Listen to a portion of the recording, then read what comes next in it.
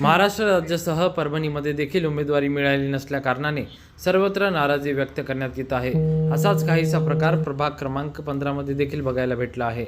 माजी नगरसेविका अर्पणा चंद्रशेखर देशमुख यांना काँग्रेस पक्षाने डावलले असल्याने त्यांनी आपली नाराजी व्यक्त केली आहे। तर अपक्ष उमेदवारी त्यांनी याच प्रभागातून आपला उमेदवारी अर्ज दाखल केला आहे। यामुळे सध्या 15 नंबर प्रभागात राजकीय वातावरण तापलेले दिसून येत आहे। नमस्कार, मी अर्पणा चंद्रशेखर देशमुख, प्रभाग क्रमांक 15 ड सर्वसाधारण महिला या गटात उभी राहणार आहे। आणि माझ्या आधी मी पूर्वी पण नगरसेविका होते काँग्रेसची। त्या काळात मी रोड, नाल्या, जे काय मूलभूत सुविधा होत्या त्या जनतेपर्यंत पोहोचवल्या होत्या। पण त्याच्यानंतर माझ्या मिस्टरांचं अकाली निधन झालं आणि मी थोडी नंतर सक्रिय नाही राहिले राजकारणात। आणि मग एक घरगुती महिला म्हणून मी सर्वांशी संबंध ठेवत होते। पण आता एक चान्स आला आहे म्हणून मी आपल्या समोर जनतेसमोर येत आहे आणि एक हक्काची नगरसेविका म्हणून मला तुम्ही निवडून द्यावी एवढीच अपेक्षा आहे माझी। मी ऋषिकेश चंद्रशेखर देशमुख बताते देशमुख, प्रभाग क्रमांक 15 मधून माझी आई सर्वसाधारण महिलामधून अर्पणा देशमुख या उमेदवार आहेत। आम्ही जनतेच्या समोर याच कारणासाठी जाणार आहोत की गेल्या 5 वर्षामध्ये आणि 3 वर्ष आत्ताचे म्हणजे 8 वर्षामध्ये सर्वसामान्य माणसांना नगरसेवक काय असतो हे दिसलेलं पाहिलं नाही। नगरसेवकाचे काम, मूलभूत गरजा ह्या सर्वसामान्य माणसांनी जवळून पाहिल्या नाहीत।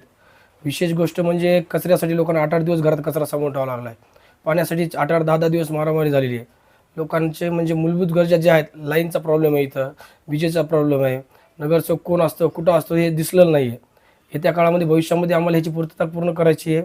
आणि हे अनुभव पाहिला असेल तर 2007 ते पर्यंत माझी आई नगरसेवक होती, त्यावेळेस या गोष्टी माझ्या वडिलांनी कंप्लीट केलेल्या आहेत। माझ्या वडिलांचं एक असं म्हणजे तोंडावरचा नगरसेवक अशी प्रतिमा होती। शेखर देशमुख हे नाव घेतले की प्रत्येक कोणत्याही कोणाच्या हक्कासाठी कुठेही अडीअडचणीला माझे वडील धावून गेलेले आहेत। त्या बेसिसवर आणि आमच्या वडिलांच्या कामावर जी कामं केली, रस्ते, नाली, लोकांच्या अडीअडचणीला पाण्याचे प्रश्न असतील, सगळ्या गोष्टीला हक्काचं वडिलांनी जाऊन दिलेले आहेत। त्यामुळे आम्ही या इलेक्शनमध्ये जे वडिलांनी जे इतिहासामध्ये काम केलेले तेच आम्ही पूर्ण ते शब्द पूर्ण करूत। आणि येत्या काळामध्ये मूलभूत गरजासाठी आम्ही इलेक्शन लढणार आहोत। आमचं घर हे 24 तास जनतेसाठी उघडं आहे आणि आजही होतं, कालही आणि उद्याही आहे। फक्त एवढीच अपेक्षा आहे की जनतेने आम्हाला साथ द्यावी। धन्यवाद। येत्या निवडणुकीमध्ये पैशाचा अमाप वापर होईल। सध्या परिस्थिती अशी दिसते की सर्वसामान्य घरातून आलेल्या माणसाला चिरडलं जातं आहे, परंतु आम्ही सर्वसामान्य घरातून आलो, आम्हाला संघर्ष करण्याचा वारसा आहे। लोकांनी बळी पडू नये पैशासाठी ना कशा गोष्टीला। त्यांनी आपला हक्काचा माणूस बघावा। शेखर देशमुख ज्याप्रमाणे तुम्हाला हक्काचे होते त्याप्रमाणे तात्या देशमुख तुमच्यासाठी अहोरात्र 24 तास उपलब्ध आहे, राहील। आणि आमची आईसुद्धा आहे, महिला आहेत त्या, परंतु त्यासुद्धा एक सक्षम आहेत, सुशिक्षित आहेत। त्यांच्यामध्ये सुद्धा सगळ्या गोष्टी प्रश्न सॉल्व्ह करण्याची ताकद आहे आणि अनुभवसुद्धा आहे। येत्या काळामध्ये आम्ही सगळे सक्षम आहोत। फक्त धनशक्ती विरुद्ध जनशक्ती ही लढाई आहे। लोकांनी पैशाच्या आमिषाला बळी न पडता आमच्या मागं खूप मोठी जनशक्ती आहे, एक सिंपतीची लाट आहे, माझ्या वडिलांचं काम आहे आणि एक मोठा वर्ग आमच्या मागे आहे। तो आज पण कंटिन्यू आम्हाला म्हणतो की तुम्ही फक्त लढा, आम्ही तुमच्यासोबत आहोत। हेच आम्हाला लोकांकडून अपेक्षित आहे, त्यांचे आशीर्वाद आम्ही मागत आहोत। नमस्कार, मी ऋषिकेश चंद्रशेखर देशमुख तात्या देशमुख, प्रभाग क्रमांक 15 मधून मी माझ्या आईला सर्वसाधारण महिला गट ड मधून उभं केलेलं आहे। आम्ही जवळजवळ 30 वर्षापासून माझे आई वडील या प्रभागामध्ये कार्यरत आहेत आणि आजही आहेत आणि उद्या पण राहतील। परंतु या 5-10 वर्षापूर्वी माझ्या वडिलांचं थोडं दुःखद अकाली निधन झालं, त्यामुळे आम्ही मागच्या गेल्या इलेक्शनला लढू शकलो नाहीत। त्याच्यानंतर आम्ही आमचे सतत सार्वजनिक कार्यक्रम हे उपक्रम सगळं चालू ठेवले, लोकांसोबत जनसंपर्क चालू ठेवला। माझ्या वडिलांचं सगळ्यांना नाव माहिती आहे, काम माहिती आहे, सगळ्या गोष्टी माहिती आहेत। वडिलांनी जे सगळ्यांच्या सुखदुःखात साथ दिलेली आहे, या प्रभागामध्ये वडिलांनी जे आमचे काम केलेले आहेत त्या जोरावरच आम्ही या इलेक्शनमध्ये जनतेच्या समोर जाणार आहोत। परंतु या इलेक्शनमध्ये आम्हाला नाईलाजाने अपक्ष म्हणून फॉर्म टाकावा लागतो आहे।